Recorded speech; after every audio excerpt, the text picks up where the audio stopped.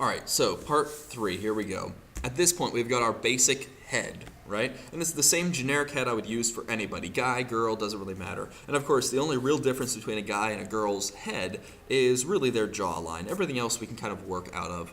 But for the right now, we're only going to be talking about drawing the fella. So, a couple things. Obviously, we want to do some detail on the eyeballs, the nose, the mouth, and a little bit in the ears. And that will start giving us a little bit more perspective on who this person is that we're magically coming up with out of our imaginations. So, what we need to do is we're going to zoom in here and start figuring out a little bit more of these details. So, let's do this. First things first, we're going to start with the eyeball because let's be fair, that's the fun thing to draw. No one has daydreams or doodles in the corner of their math book about drawing, a nasal fold and a nostril hole. No one cares about that. No one draws, the inside of an ear. What you doodle is an eyeball. So we're going to talk about, how to draw an eyeball. So I'm just going to go ahead and sketch in what we already have, this kind of football-y shape. Feel free to draw on top of your actual picture that you've already started. So here's my little football, right?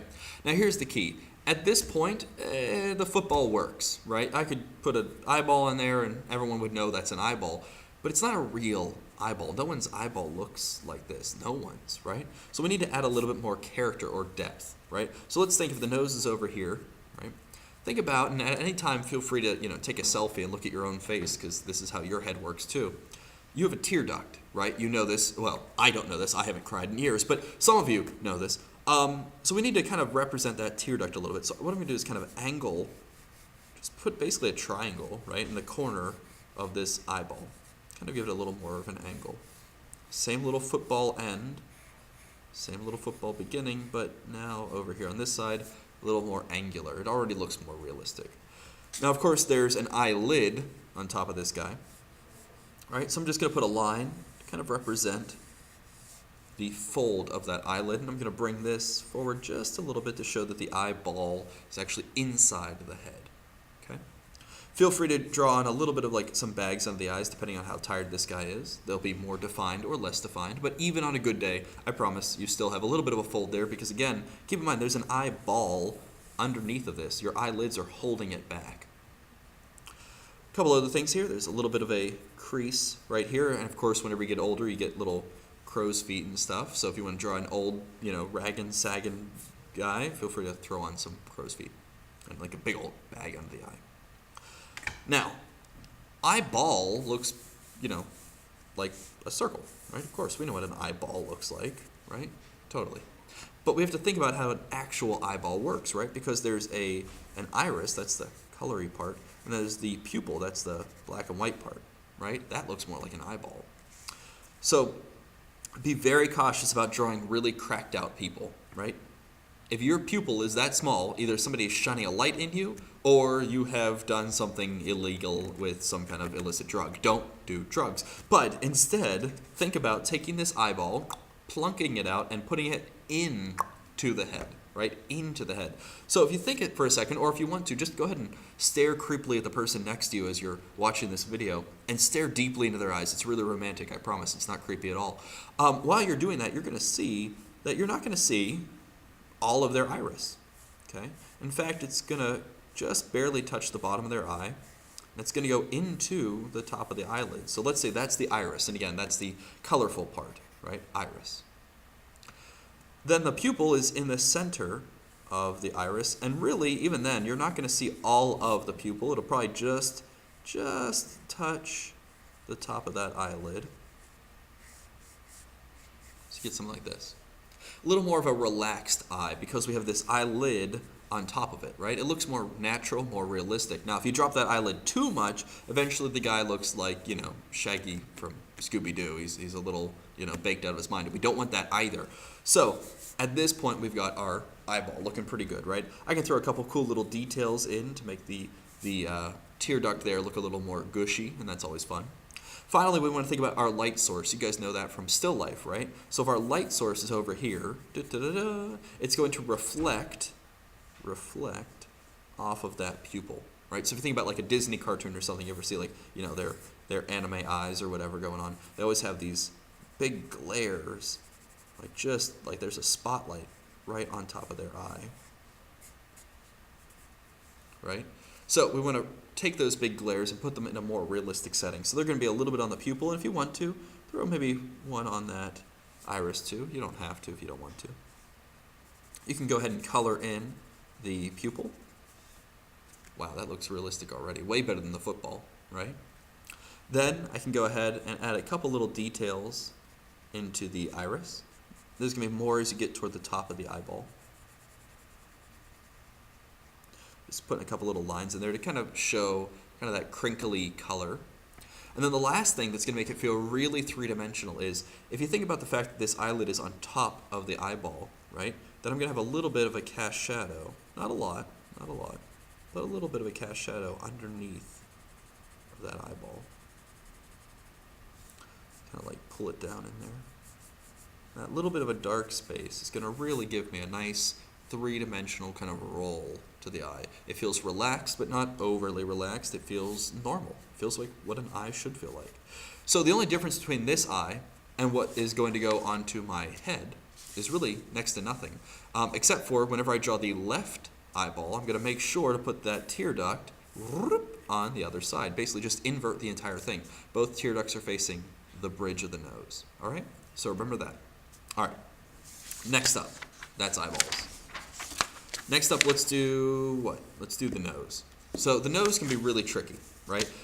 A lot of times what we end up with is something that looks like a ding-dong, right? And that's not good. Or a ding-dong with some like weird tumors, and that's even worse. Dear God, that's horrible. Don't do a ding-dong nose. This is not Squidward, all right? So instead, what we want to think about is, all right, so our eyeballs, again, are kind of here-ish. There's those almondy football shapes. We have the bridge of the nose that comes down, and then we kind of cut it off, right? All right.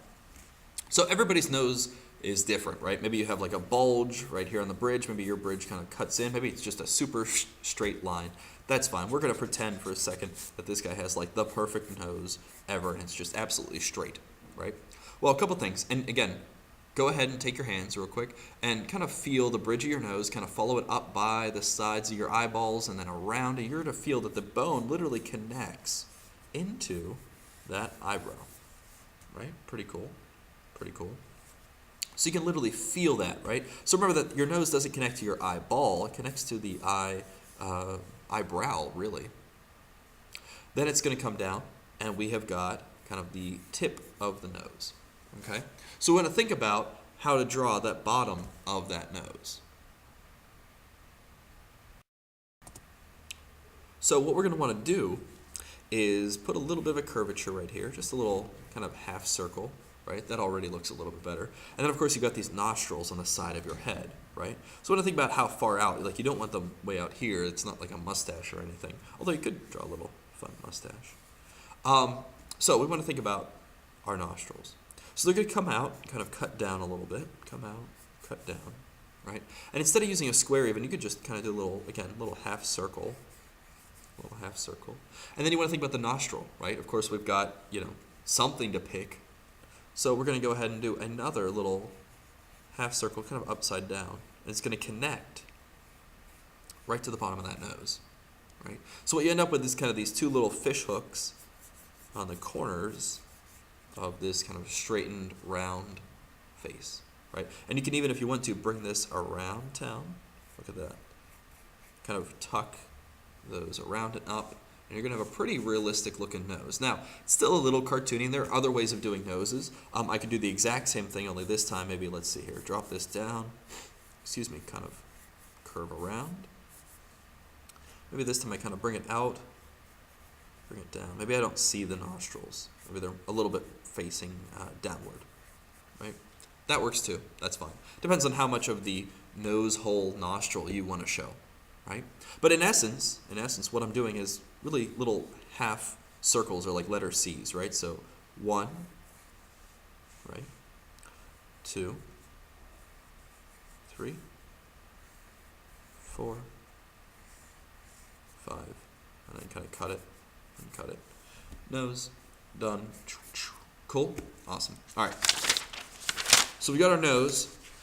We've got our eyeball looking good. Next up, lippy dips. Of course, you guys are all in high school, so all you think about is lips. Hopefully not yours, hopefully somebody else's, but that's, fine, maybe yours too, I don't know. All right, So we know that the lips come from the center of the eyeball. So we know the width of them, but what about the height? And I mean, God, lips are weird looking, right? So I'm going to start with kind of this basic generic line. Think about kind of the center of it, just so I have a bearing, right? And you've got kind of this little snot tray that goes right in here and it kind of cuts up from the corner and back down again. So really kind of a triangle with a little hole right here, and that connects up into that snot tray that your nose is. Right, so whenever you're having like a runny nose, it all kind of runs down right here and then rolls into your mouth, and it's gross and disgusting. I'm sure you've drank, quantities, many, many liters of snot while you're sleeping and have a cold. So that's a good thought to go home and think about. So then we're going to want to think about kind of the bottom of the lip. So I'm just going to draw kind of about that width right there, and I'm going to slice it up. So again, kind of an inverted triangle, or if you think about it, kind of like a diamond shape with some flat parts and a little scoop. Right?